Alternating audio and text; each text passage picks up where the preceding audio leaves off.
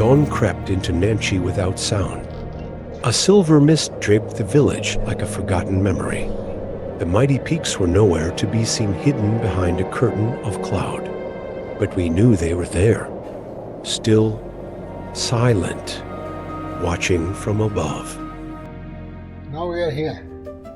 Here. Okay, Namche. Yeah, and we go this way. Here. And this is Tengboche airport. We go this way. Inside the warmth of our tea house, Everest View Hotel here.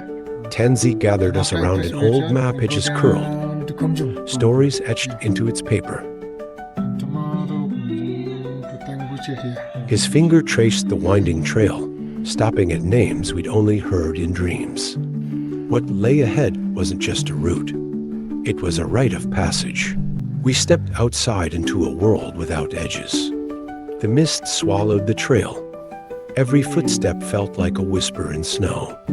No views, no vastness, just breath, just presence. From the fog, shadows emerged, other wanderers, strangers with shared silence. No words were needed, just a nod, a smile, the kind that says, yes, I feel it too.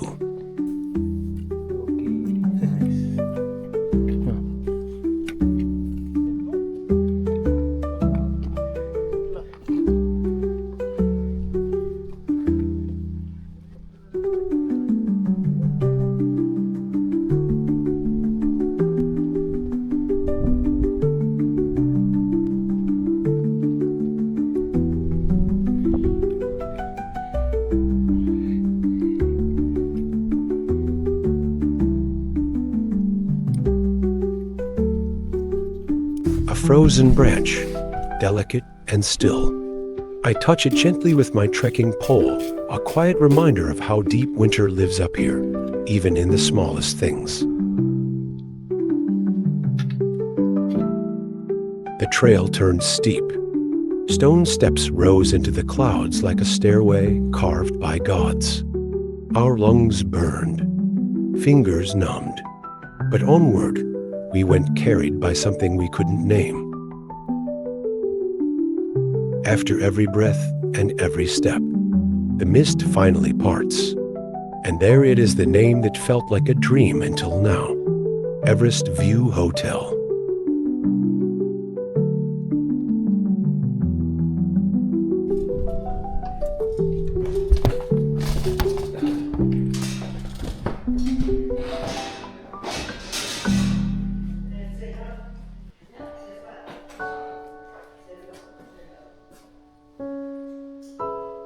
Inside the Everest View Hotel, there was warmth. From the fire, from each other. Tenzi checked our pulse, measured oxygen, asked how we were. Here, strength wasn't about muscles, it was about mindfulness, about listening to the quiet signs within. Everest stayed hidden. The view we'd longed for never came. But there was laughter, steam rising from mugs of hot chocolate. And in that moment, we understood. Sometimes the mountain keeps her secrets. And that's her right.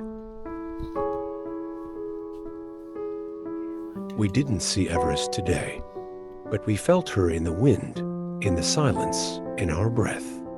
We turned toward Khumjung not with disappointment, but with reverence. Because the mountain owes us nothing. We are only guests in her shadow.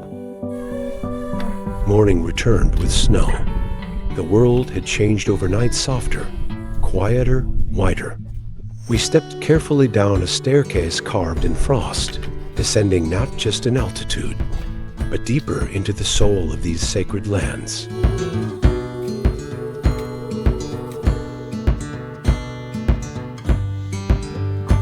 No, the first time. Tenzi paused on the trail, eyes gleaming like a child's. Is this your first snowfall?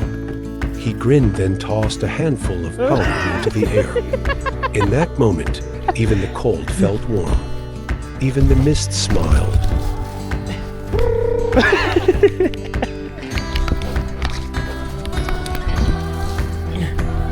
Dang it!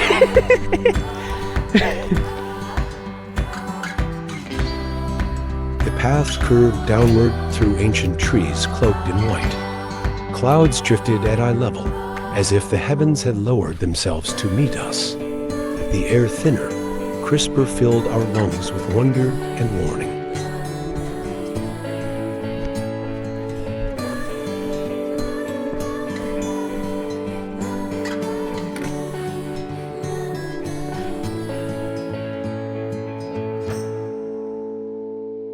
At 3,790 meters above sea level, tucked beneath the towering slopes of Kumbila, a village slowly appears from the mist, quiet, humble, and timeless.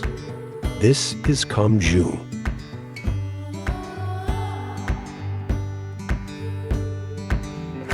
Built from stone and prayer, Khumjung is one of the largest Sherpa settlements in the Khumbu. No roads lead here, just trails carved by boots, hooves, and history.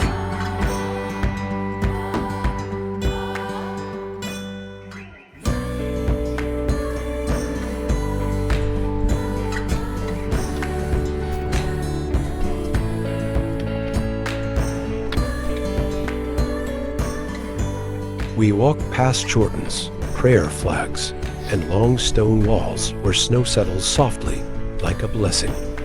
Life here moves slow, but with purpose, and every house holds generations of stories whispered by the wind.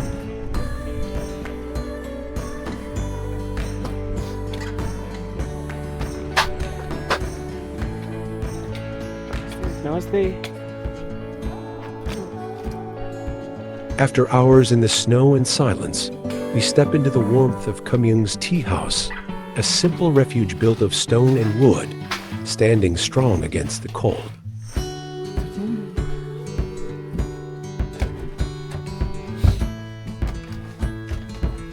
The air inside is still, but it holds the quiet comfort of tired travelers. We take off our boots, breathe in the warmth, and follow the narrow hallway.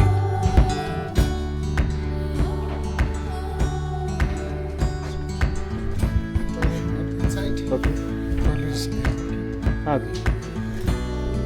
Our room is small, cold, basic, but tonight it's more than enough. A roof, a bed, and the feeling of having arrived.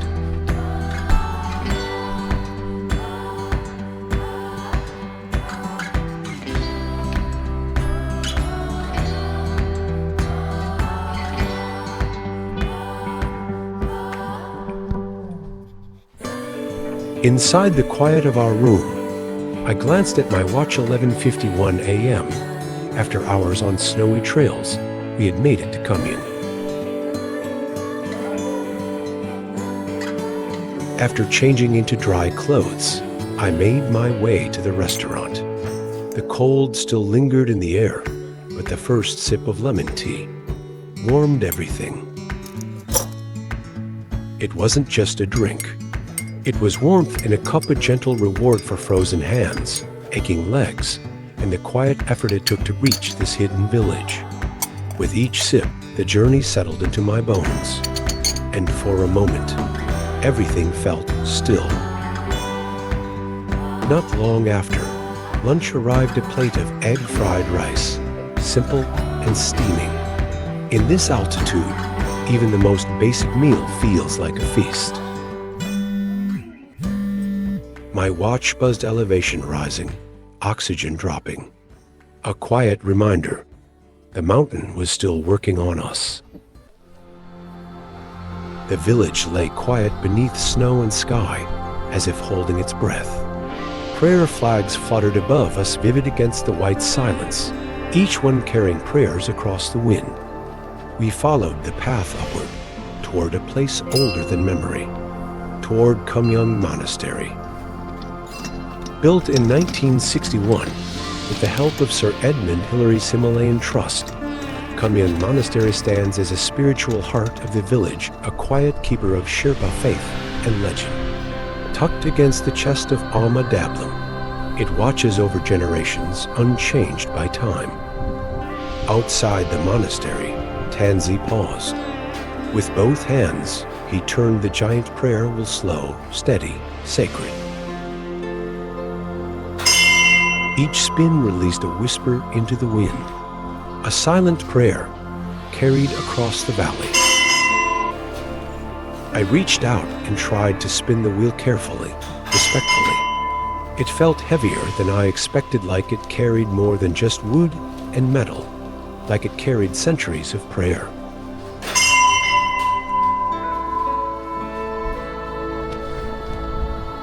We stepped into the monastery. The world outside fell away. No noise, no rush, just stillness, painted walls, butter lamps, and the quiet breath of something ancient.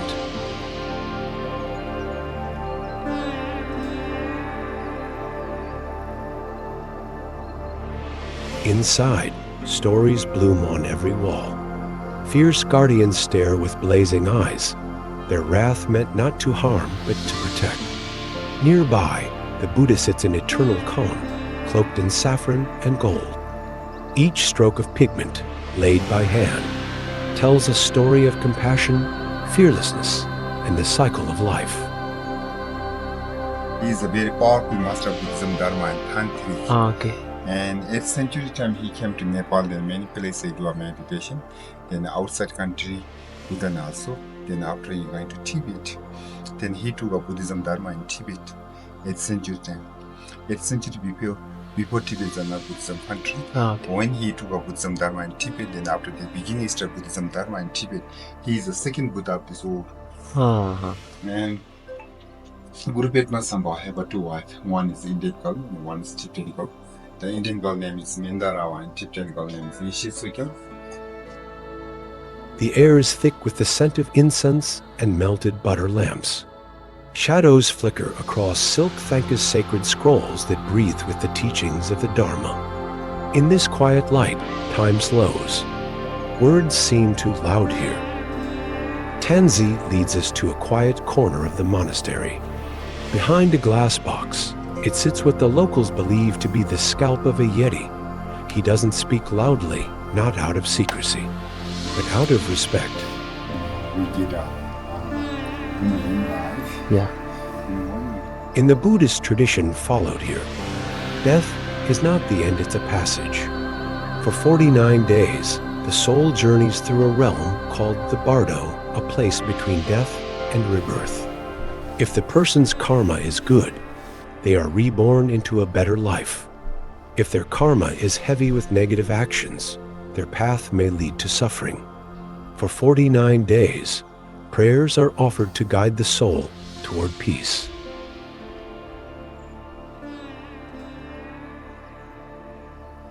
These masks represent powerful guardians in Tibetan Buddhism. Their fierce expressions aren't to scare, but to protect the monastery and its teachings. They remind us of impermanence, inner strength, and the balance between life and death. Each mandala tells a cosmic story of balance, harmony, and the path to enlightenment. Every color, every line, drawn with devotion, not just art, but a spiritual map for the soul. As we leave, the wind picks up. Prayer flags whip and whirl like monks in motion. We descend with no answers, only wonder. In a place like this, belief isn't about evidence. It's about reverence. The Yeti's scalp, the sacred paintings, the voices in the walls, these aren't relics. They're reminders that some mysteries are meant to be honored, not solved.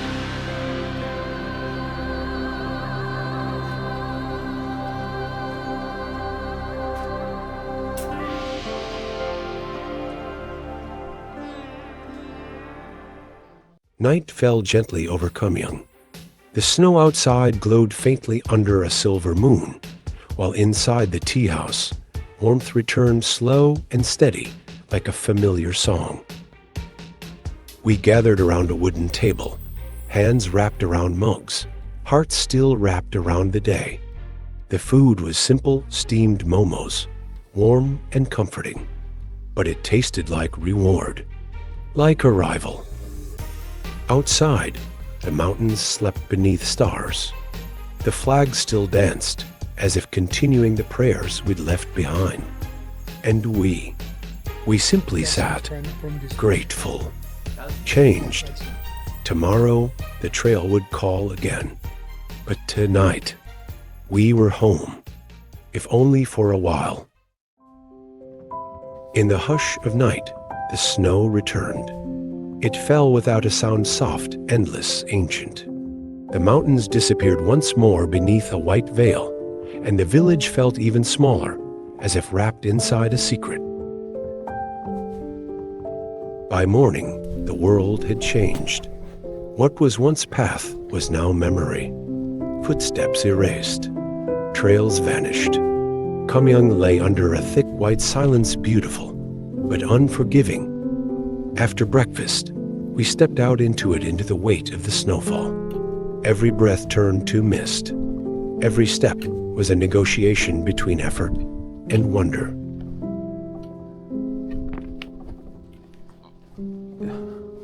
The trail climbed, winding through pine forests draped in snow. Trees bowed beneath the weight, their branches whispering above us. The ascent was slow, labored, but it was real, raw, and unforgettable. There were no views, only flurries, faces hidden beneath hoods, eyes squinting through snowfall. But we kept going, step after step, breath after breath. The mountain didn't clear a path, we carved it ourselves. The snow fell heavier with every step, turning the world white and silent ahead of us. The suspension bridge swayed gently in the wind, narrow, cold, endless. We crossed slowly, 1 foot at a time, above the river, below the storm. In that moment, it felt like walking through a dream or a memory the mountain wanted us to earn.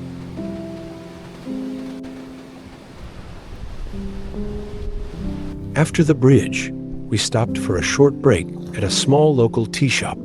Outside, the snow kept falling, but inside, lemon tea steamed in our hands. In weather like this, it isn't just a drink, it's a superpower, a little warmth. That gives you the strength to keep going.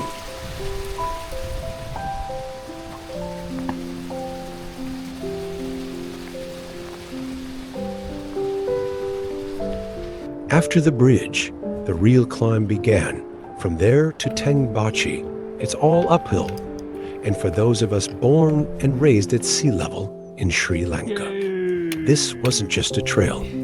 It was a test. The cold bites harder.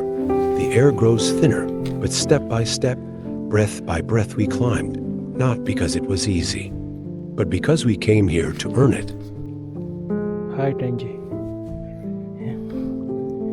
Nice. Good.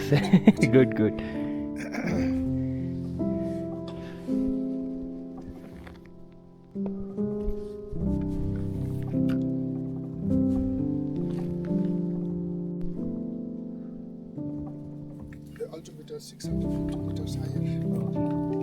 The flat spaces? No. Not like this, but it's better than this one. And then, through the whiteness, it appeared. Tengboche, sacred, silent, standing tall amidst the storm like it had waited 1,000 years for us to arrive.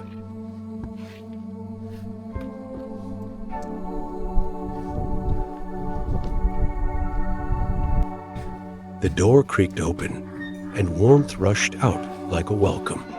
Inside the Tengboche tea house, snow melted from our shoulders, and tired smiles bloomed. Our rooms were modest, no heaters, just blankets, wooden walls, and silence. But somehow, that was enough. After the climb, stillness was luxury. After the final push through snow and silence, we arrived in Tengboche tired, cold, but full of something deeper. Before anything else, we walked toward the heart of the village, the Tengboche Monastery, standing tall in the falling snow. It felt less like a building and more like a guardian of the mountain itself. The monastery stood dignified beneath a blanket of fresh snow. Mist softened its colors, but inside, the air was alive, echoing with chants, the deep pulse of drums, and the shimmer of cymbals, not silence, but sacred sound, a rhythm that felt older than the mountains themselves. Back inside, the fire cracked gently, jackets steamed, fingers curled around warm cups. The silence we carried from the monastery followed us in not heavy, just holy. Outside, the Himalayas rested under snow and stars. Inside, no one said much about what we saw, or didn't, because sometimes it's not the view that matters. It's being here, and tonight, we were exactly where we were meant to be.